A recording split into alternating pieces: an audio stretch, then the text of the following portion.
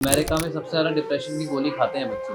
अब आप सोचिए अगर हम भी उसी को फॉलो करेंगे तो हमारे बच्चे क्या होंगे। तो हमें हमारी संस्कृति पे अडिग रहना चाहिए। पहले क्या होता था, नानी और दादी स्टोरी सुनाया करती थी, भगवान की कहानी सुनाया करती थी। पर अब तो ना नानी भी मोबाइल में है, दादी भी मोबाइल में है, माँ भी मोबाइल में है, पिताजी भी मोबाइल में है। तो अब बताइए कैसे बच्चे की परवरिश कैसे होगी। जब ये रो रहा है तो कीर्तन कर रहे हैं, आरतियाँ कर रहे हैं, तो बच्चा नेचुरली उस चीज़ को एंजॉय करता है। ये नहीं है कि रो रहा है तो कुछ फ़ोन में चला दिया, तो ऐसा नहीं हुआ ना, इसलिए ये फिर वो चीज़ें देखा ही नहीं। भक्त भागवत के माता पिता जी भी इस वक्त हमारे साथ हैं। प्रभु जी बहुत बहुत शुक्रिया आने के लिए, साची देवी जी बहुत बहुत हरे शुक्रिया आने के कृष्णा। लिए। हरे कृष्णा। आप सच्ची माता जी, सच्ची माता जी और पिताजी का नाम अकाम प्रभु जी। अकाम प्रभु जी। आप तीनों का बहुत बहुत शुक्रिया आने के लिए। भक्त भागवत से तो हमने बातचीत की, बहुत सारा ज्ञान है इनके पास। किस तरीके की परवरिश आपने दी है इनको? हम तो आध्यात्मिक परवरिश ही दे रहे हैं बचपन से। हाँ क्योंकि वो बहुत ज़्यादा ज़रूरी है। हाँ क्योंकि आप देखेंगे बचपन से माता पिता अपने बच्चों को यही सिखाते हैं कि बेटा तुम्हारा लक्ष्य पैसे कमाना है, और उसी के लिए उनको एजुकेशन के लिए स्कूल में भेजते हैं। तो अब वहीं से सारा सिस्टम बिगड़ जाता है। क्योंकि अगर बचपन से माता पिता अपने बच्चों को ये दोनों ज्ञान देना, तो आज हमारे भारत में जो बच्चों की दशा है वो ऐसी नहीं होगी। आज आप देखिए कोटा के अंदर इतने बच्चे सुसाइड कर रहे हैं, इतना सब कुछ हो रहा है, टेंशन में है, डिप्रेशन में है। हम लोग अमेरिका को देखते हैं कि अमेरिका में क्या हो रहा है। अब अमेरिका में सबसे ज़्यादा डिप्रेशन की गोली खाते हैं बच्चे। अब आप सोचिए अगर हम भी उसी को फॉलो करेंगे तो हमारे बच्चे क्या होंगे। तो हमें हमारी संस्कृति पे अडिग रहना चाहिए, और जो हमारी संस्कृति में जो आध्यात्मिक ज्ञान है, भगवत गीता का ज्ञान है, वो अपने बच्चों को देना चाहिए। हमने यही दिया है। हाँ, ये तो है। लेकिन सची देवी जी, हमने देखा है कि ये तो 5 साल का है, इसके जैसे जितने भी बच्चे हैं उन्हें भगवत नाम जब तो दूर की बात है। पहले आप फोन दे देंगे तो शायद वो पैदा होते ही फोन चलाना पहले सीख जाएं। ऐसा क्यों? एक्चुअली भागवत के साथ ऐसा किया हमने कि इनको फ़ोन दिया ही नहीं, क्योंकि बच्चा इस चीज़ में इंटरेस्ट तब लेगा जब वो फ़ोन और टीवी से दूर होगा। जब उसको उस चीज़ में टेस्ट आएगा वो इसमें नहीं ले सकता। और जब भागवत छोटा था, बच्चे रोते हैं, परेशान करते हैं, तो उस केस में हम लोग कीर्तन करते थे।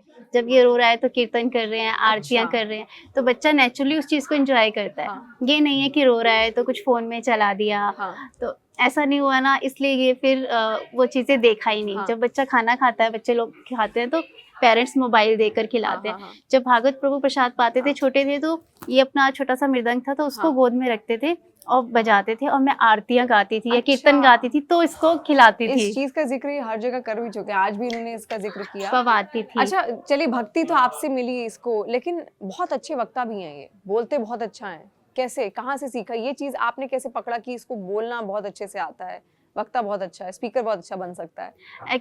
जब ये 3 साल के थे, 3 नहीं 2 साल के थे ना, जैसे हम आश्रम में रहते हैं, गिव गीता आश्रम में, वहाँ फेस्टिवल्स होते हैं, तो सब बच्चे कुछ ना कुछ परफॉर्म करते हैं। तो जब भागवत सिर्फ 2 साल के ही थे ना, तब मैंने इनको बहुत छोटी छोटी बातें बताई थी।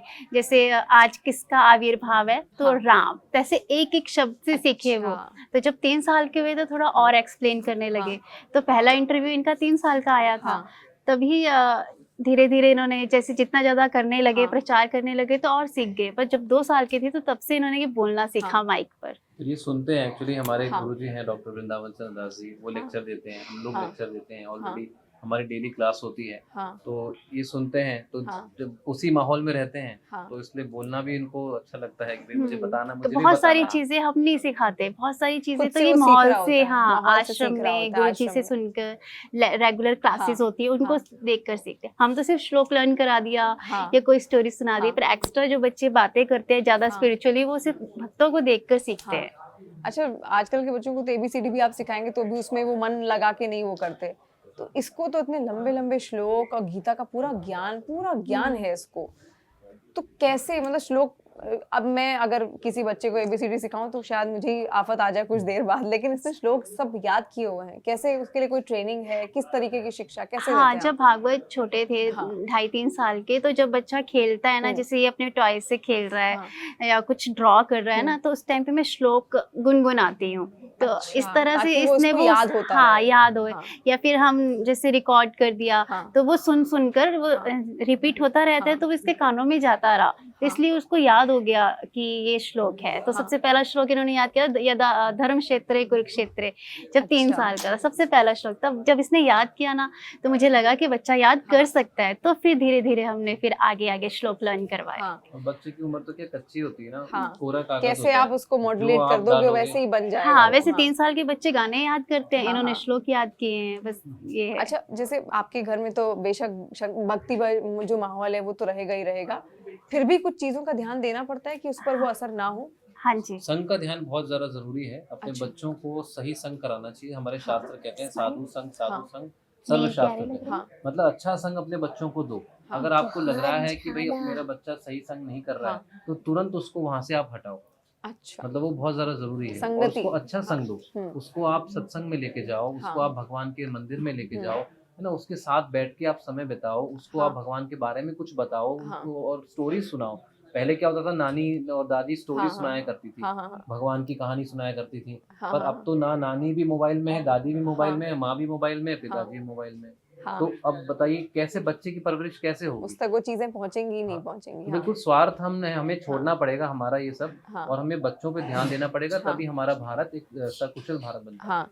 अच्छा, लोग कहते हैं कि जब बच्चा बड़ा हो जाता है तब जब वो कुछ कर जाए तो उसके नाम से उसके माता पिता जाने जाते हैं। पैदा होते ही भागवत के नाम से आप लोगों को जाना जा रहा है, कैसा लगता है उस वक्त? भगवान की कृपा है। हाँ।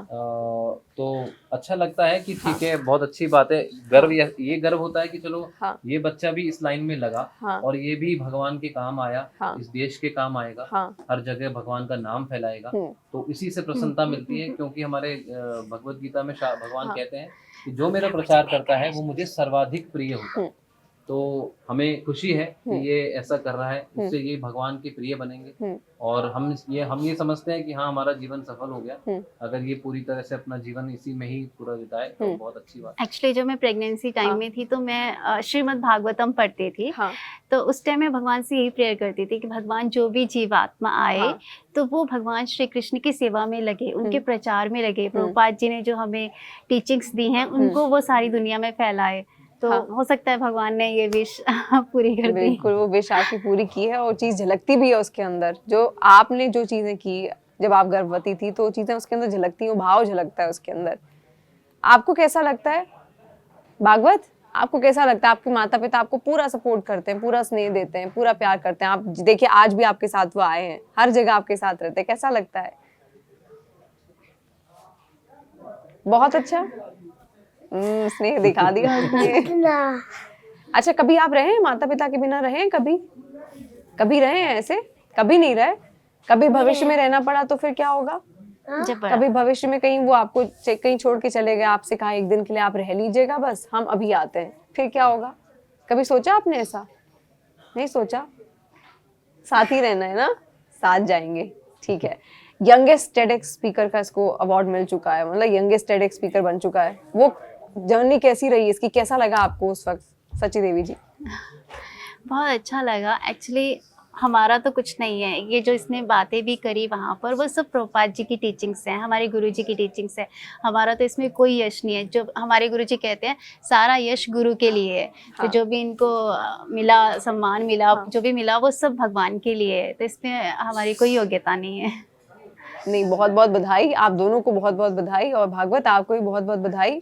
और हम तीनों को भी और आप तीनों को बधाई। आप जो कर रहे हैं, आपका जो परिवार जो कर रहा है, वो इस देश के सारे परिवारों को करना चाहिए। जो भक्ति भाव आप लोगों ने जगाया है, इसकी कोई भी अगर रील आज देख ले तो उसको शायद शर्म आ जाए कि वो भक्ति उनके अंदर नहीं है ना?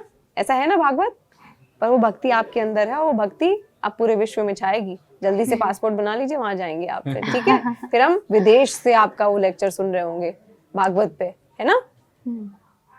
हरे कृष्णा। बहुत बहुत धन्यवाद, बहुत धन्यवाद आप लोग। तो भागवत को आपने सुना, उनके परिवार को आपने सुना, कैसी परवरिश उनकी रही है, अब तक की जो जर्नी रही है भक्त भागवत की, TEDx speaker, youngest TEDx speaker को लेकर, वो आपने देखा। देखिए, भक्ति भाव है, छोटा सा बच्चा है लेकिन आपको दुनिया का सारा ज्ञान दे देगा। वो सारा आपको दे देगा जो गीता के अंदर है।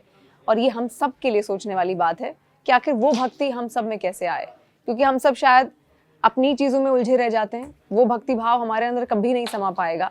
लेकिन इस बच्चे को देखकर वो हम सबको भी सोचना चाहिए कि आखिर जो भगवत नाम है, जो श्री कृष्ण नाम है, जो श्री कृष्ण जाप है, जो श्री राधा जाप है, वो हम तक भी कैसे पहुँचे, ये हम सबको सीखना चाहिए। और इसके अलावा अगर इस पॉडकास्ट के ज़रिए आपने कुछ भी सीखा हो, कुछ भी आप हमसे पूछना चाहते हैं, तो कमेंट सेक्शन के ज़रिए अपना फीडबैक हम तक ज़रूर पहुँचाइए। बहुत बहुत शुक्रिया।